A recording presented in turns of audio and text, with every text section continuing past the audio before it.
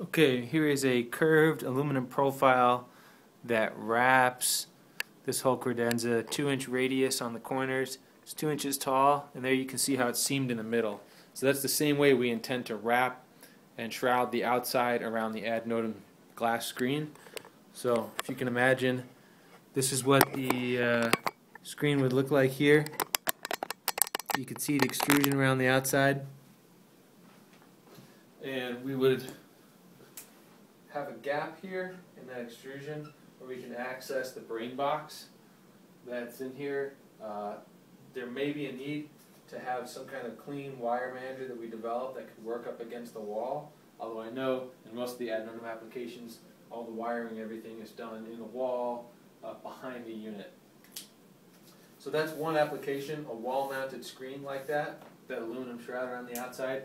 The second application would be basically taking it off the wall. If you took it and you spun it around, now you see the back of it. The back is unfinished. It's got the mounting mechanisms that we would be using. But here, we would actually finish the back.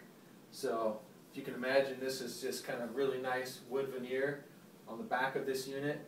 And then an arm that comes down, mounts underneath the table.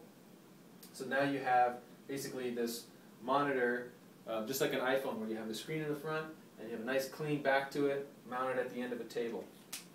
The third application is basically if you had an area where you'd have a table that's mounted on a wall. There's the leg, and then on this wall you may have that ad notam screen, and let's say this is like a half round table.